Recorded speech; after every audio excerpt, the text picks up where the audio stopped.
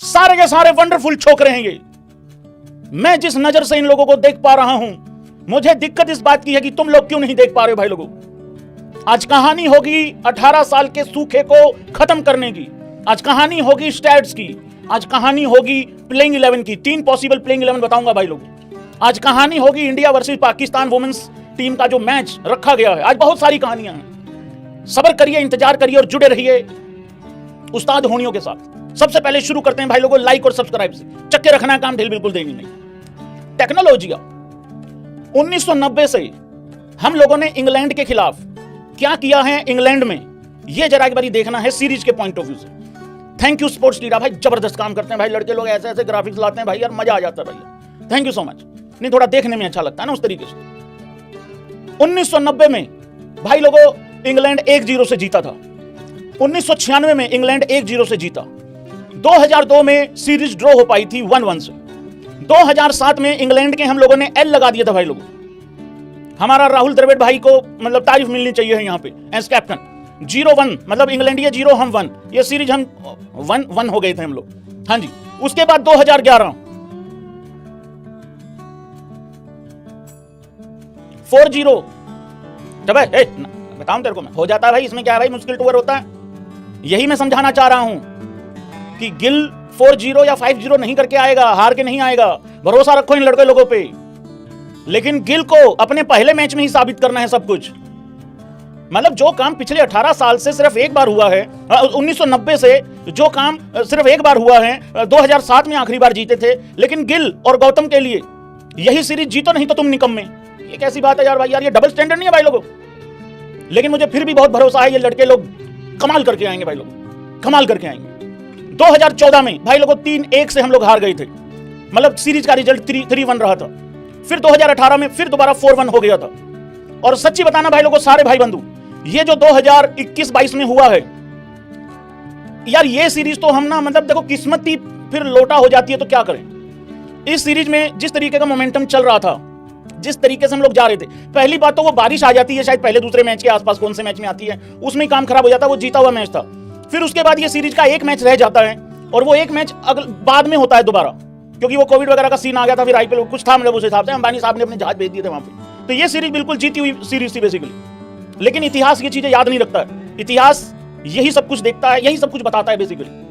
तुमने कितनी एफर्ट्स लगाई, अब ईमानदारी से बता दो इस सीरीज का रिजल्ट क्या होगा। कोरोना हो गया था भाई लोग, हाँ उस टाइम पे इस सीरीज के आसपास कोविड हो गया था उस टाइम पे, और दिक्कत आ गई थी। फिर इंडिया अपने प्लेयरों को वापस बुलाना पड़ा था हम लोगों को, और 2-2 से इस सीरीज का रिजल्ट रहा था। और जो आखिरी मैच भी था मतलब बड़ा अच्छा रन चेस कर गए थे ये लोग इंग्लैंड।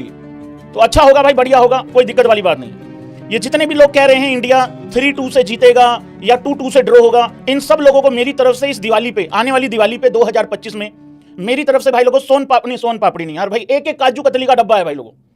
क्योंकि जो देश के साथ खड़ा है वो एबी क्रिक इन्फो के साथ ऑटोमेटिकली खड़ा हो गया है, और जो मेरे साथ खड़ा है वो देश के साथ ऑटोमेटिकली खड़ा हो जाता है। इसको उस तरीके से भी कह सकते हैं। सवाल अब यह है बहुत बड़ा, आज स्टैट्स की बात होगी बेसिकली। सवाल यह है बहुत बड़ा, क्या शुभमन गिल यहां पे 4th कैप्टन होगा जो ये कारनामा कर पाएगा, सीरीज जीत पाएंगे।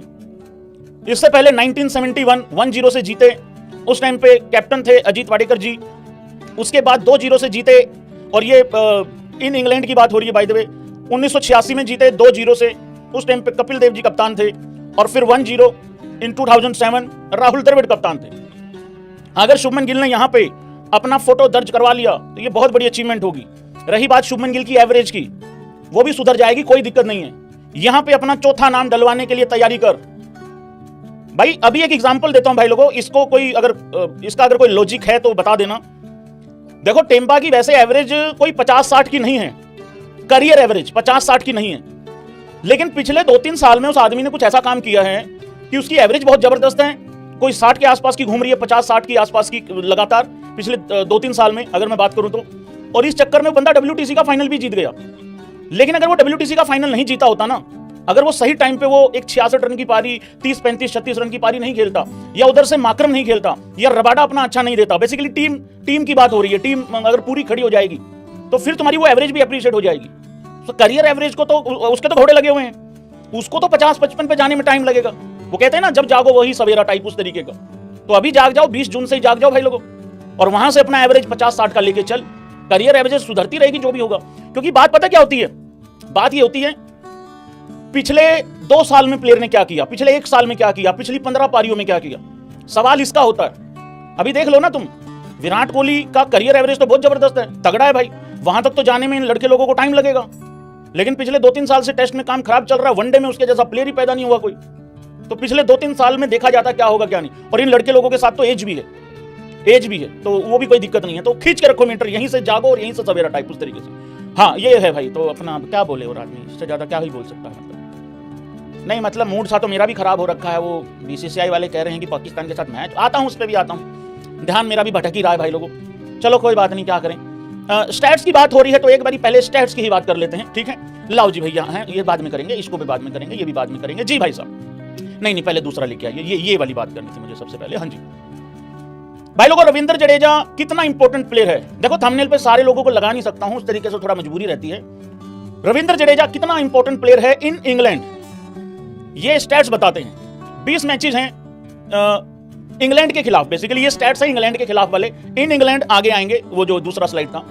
Ravindra Jadeja versus England in test, 20 matches हैं, 1031 रन हैं, 33.2 का बैटिंग एवरेज है, 70 विकेट्स हैं, क्योंकि इसमें बहुत बड़ा हाथ, क्योंकि इंडिया में क्योंकि टर्निंग विकेट्स होती हैं उस तरीके से, और बॉलिंग एवरेज भी बहुत अच्छा है, ठीक ठाक है, ओके रिपोर्ट।